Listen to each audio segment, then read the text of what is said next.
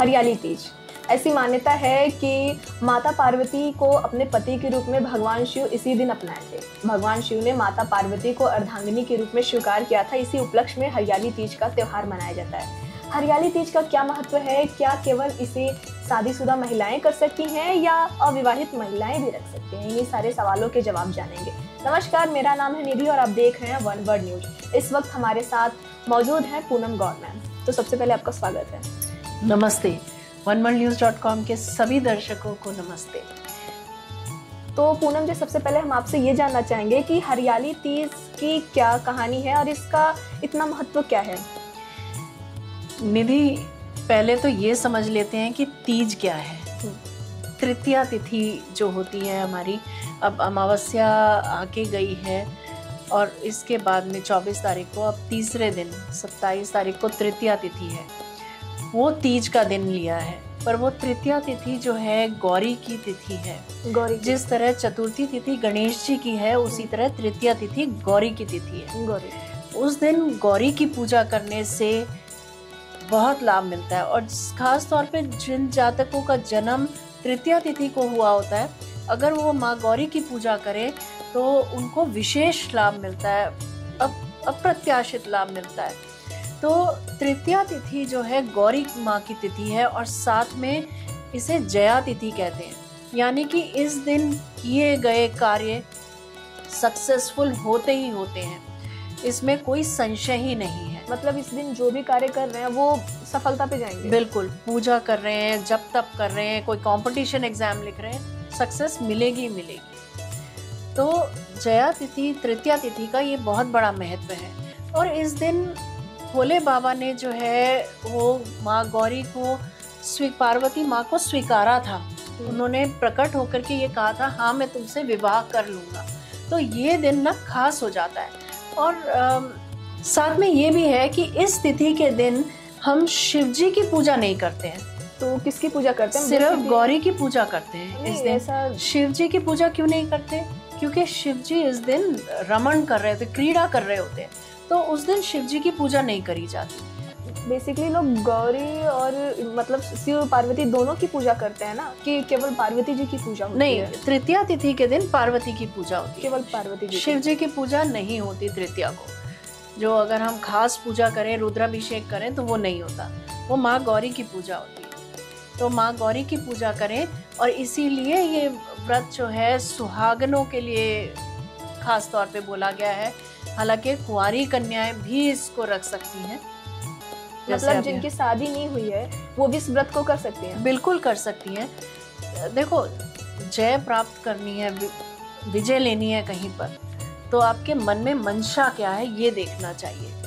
तो अगर हमारी मंशा है कि हमें अच्छा वर प्राप्त हो तो उसमें विजय मिलेगी। अगर हमारी मंशा है कि हमारा प्रोफेशन अच्छा हो तो उसमें विजय मिलेगी।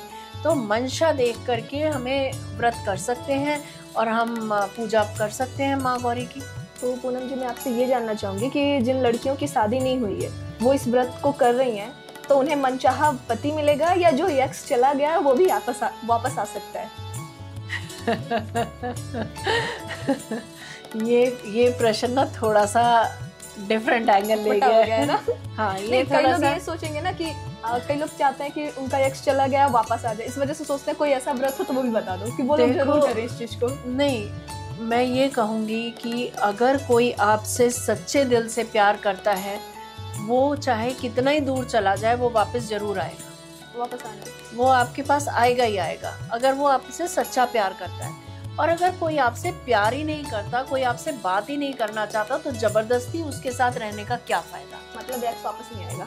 हाँ, नहीं, एक्स की क्या बात, मतलब एक्स वापस आए ना आए, क्या पता गलत डिसीजन पे, गलत बहस पे चला गया। हाँ। और उसे अपनी गलती महसूस हुई, वो वापस आ जाएगा। हाँ। है ना। और अगर गलती महसूस नहीं हुई और उसको ये लगता है कि हाँ ये मेरे लिए टॉक्सिक रिलेशनशिप है और वो जा रहा है, तो it is better he leaves, because जबरदस्ती किसी को पकड़ के नहीं बैठना चाहिए। जाने वालों को कौन ही रोक सकता है। हाँ, जबरदस्ती नहीं, मैं एक हाथ से ताली नहीं बजती है। अगर तुम उससे विवाह भी कर लोगे तो भी परेशान हो जाओगे, क्योंकि छोड़ के ही जाएगा। तुम्हारे अंदर उसको रुचि ही नहीं है, फिर फायदा क्या है ऐसी रिलेशनशिप का। कई लोग व्रत इस वजह से रहते हैं क्योंकि वो चाहते हैं कि उन्हें जो वर मिले वो भगवान शिव जैसा मिले।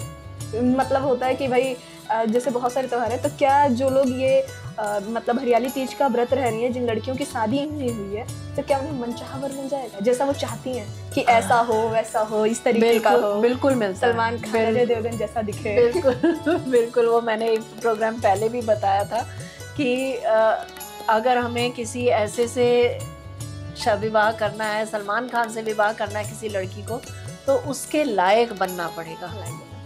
अगर उसके लायक नहीं हो तो फिर नहीं पहुंच सकते वहाँ पे। सारा कॉन्शियस लेवल का खेल है, आप किस लेवल पे वाइब्रेट कर रहे हैं ये उसका खेल है। आपकी क्या सोच है, आपका क्या बिलीफ सिस्टम है। अगर आपका बिलीफ सिस्टम वैसा है, मैच करते हैं विचार, तो जरूर बनेगी। अगर दो लोगों के विचार मैच ही नहीं करते तो वो वर आएगा ही नहीं, वो सामने होएगा ही नहीं। लड़ाई होके एक तरफ हो जाएगा या सामने आएगा ही नहीं। आप ये देखें कि आप लिफ्ट में अंदर घुसे हैं या कहीं जा रहे हैं मार्केट में, सिर्फ एक के साथ आपको ऐसा लगेगा कि हाँ आंख से आंख मिली है या कुछ अट्रैक्शन सी फील हुई, बाकी किसी को आप नहीं देखेंगे। हाँ, वो कोई कारण होता है कि क्योंकि वाइब्रेशंस मिल रही होती हैं। हाँ, कई लोगों को देख के लगता है कि हाँ इनसे वो चीज़ें बेटर जा रही हैं। जी, तो ये बिल्कुल अपने मन के अंदर प्योरिटी रखें। आप क्या मांगना चाह रहे हैं, बहुत सोच समझ के मांगे और पॉजिटिव मांगे। जैसे एक कॉन्ट्रैक्टर का एग्जाम्पल देती हूँ। उसने ये बोला कि मेरी बिल्डिंग बन रही है, भगवान बिना लफड़े के पूरी हो जाए, बिना लफड़े के पूरी हो जाए।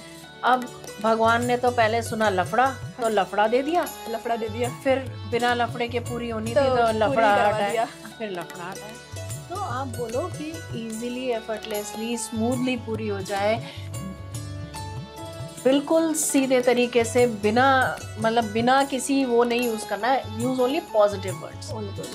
हाँ, तो मांगते टाइम ये बहुत ख्याल रखें कि आप क्या मांग रहे हैं। अब नारद जी ने ये बोल दिया भगवान विष्णु को कि मुझे हरि का सा रूप दे दो। अब कौन सा स्वरूप चाहिए ये नहीं बताया, है ना।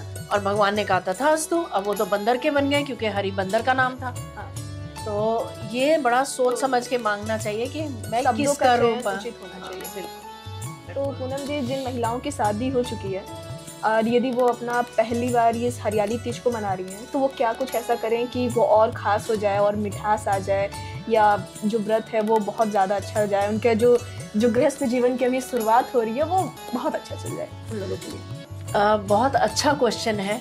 और मैं ये कहूँगी कि नवविवाहिता को एक तो ये बिल्कुल ख्याल रखना चाहिए कि 16 श्रृंगार अवश्य करें। 16 श्रृंगार वो बहुत ज़रूरी है, क्योंकि वो हमारे सुहाग की विजय के लिए, उससे प्रेम बढ़ाने के लिए सारी चीज़ें होती हैं और सारे नवग्रहों का उपाय होता है 16 श्रृंगारों में।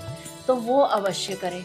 और साथ में गौरी का श्रृंगार भी पूरे 16 श्रृंगार करें, है ना। गौरी का भी, माँ गौरी को भी उसी तरह 16 श्रृंगार करें। और मैं ये बोलूँगी एक शीशा अवश्य भेंट करें, क्योंकि जब श्रृंगार कर दिया या श्रृंगार की वस्तुएं अर्पित कर दी तो शीशा अवश्य दिखाएं माँ गौरी को, ताकि उनको लगे कि हाँ मेरा श्रृंगार भी हो गया, है ना, अच्छे से किया गया। हाँ, तो वो बहुत फलदायी रहता है। और साथ में फिर अपनी मनोकामना मांगे। अगर क्या चाहिए, बिल्कुल, अगर उन्होंने अभी तक का जो विवाहित जीवन जिया है, अगर उसमें कुछ उनको कमी लग रही है, क्या है, फिर उस हिसाब से मांगे तो माँ गौरी अवश्य देगी। तृतीया तिथि का व्रत है, जया तिथि का व्रत है, अवश्य सक्सेस मिलेगी। इसे श्रावणी तीज भी कहा जाता है, जो हरियाली तीज है। तो हरियाली तीज को श्रावणी तीज क्यों कहा जाता है, इसके पीछे भी कुछ है क्या कहानी? श्रावण के महीने में तीज आती है, इसी वजह से श्रावणी है। मुझे लगा श्रावण के महीने में आती है इस वजह से श्रावणी है, या कुछ और भी वजह हो सकती है? नहीं, इसी वजह से है कि श्रावण के महीने में तीज आती है, और क्योंकि भोलेनाथ का प्रिय महीना है। साथ में भोले बाबा ने जब सती थी तो सती को भी तब दर्शन दिए थे इसी महीने में, इसी तीज को उनका उन्होंने जो दर्शन दिए थे पहली बार, वो भी तभी दिए थे। तो वो और महत्वपूर्ण हो जाता है। तो ये तिथियां ना, हम आप ये देखेंगे तिथियां कहीं ना कहीं बहुत इम्पोर्टेंट रोल प्ले करती हैं हमारे जीवन में। आप देखेंगे कोई जैसे किसी का जन्म पूर्णमासी को हुआ है, हर पूर्णिमासी को बच्चा जो है एक ऐसी हरकत करेगा जो वो पूरा महीना करेगा। ऐसे यूनिक चीजें होती हैं। और फिर अगली पूर्णिमासी को वो चेंज कर देगा वो हरकत। तो मतलब एक टाइमलाइन है कि Yes. अभी स्टार्ट किया है तो यहाँ पे खत्म करेंगे, तो यहाँ पे स्टार्ट किया तो यहाँ पे ये खत्म करेंगे। तिथियां बहुत इम्पोर्टेंट होती हैं। अच्छा, तो हरियाली तीज में मतलब शिव जी को पाने के लिए पार्वती ने कठोर बहुत सारे तप किए हैं, बहुत सारे जन्म भी लिए हैं। तो इतनी तपस्या क्यों करवाया शिव जी ने? उन्हें तो होना ही था, उनका तो इसलिए क्यों नहीं हो गया? वो तो नहीं, वो तो देखो भगवान है और उन्होंने पूरी परीक्षा ली पार्वती की। हाँ, क्योंकि जो सती कठोर के रूप में जो माँ से गलती हुई थी, उन्होंने भोले बाबा की अवहेलना करके अपने पिता के घर में गई थी, वो बहुत बड़ी गलती हो गई थी और पूरा मतलब मान सम्मान दाव पे लग गया था भोले बाबा का। तो वो पूरा उन्होंने ये देखा है कि पार्वती का, मैंने यही बोला ना, बिलीफ सिस्टम आना चाहिए। जब वो मेरे लायक हो जाएंगी तो उनको एक्सेप्ट करूँगा। उतनी कठोर तपस्या तब तक करवाई। भोले बाबा भी तो कठोर तपस्या करते हैं। हाँ, कैसे करते हैं? तो उन्होंने पार्वती को भी अपने जैसा, अब पार्वती माँ को भोले बाबा ने तंत्र विद्या भी दी है, तंत्र भी सिखाया है। तो उन्होंने माँ को अपने जैसा बनाया है, अपने लायक बनाया है, हर स्टेज पे परीक्षा ली है। ऐसा कहा जाता है कि अक्सर शिव जी और पार्वती जी के लिए होता है कि महलों की रानी शमशान वासी की दीवानी हो गई। ये गाने का भी टोन है, तो इसके बारे में क्या कहेंगी?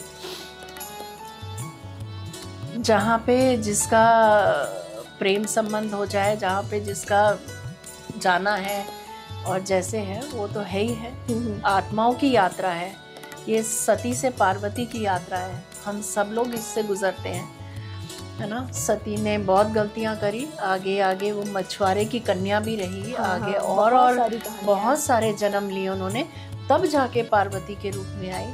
हर जन्म में उन्होंने एक एक चीज सीखी है। पार्वती के जन्म के बाद भी कोई जन्म हुआ था कि पार्वती का जन्म मतलब ये था कि बस यही लास्ट जन्म है उनका? मैंने तो जहाँ तक मैं जानती हूँ पार्वती का जन्म लास्ट था।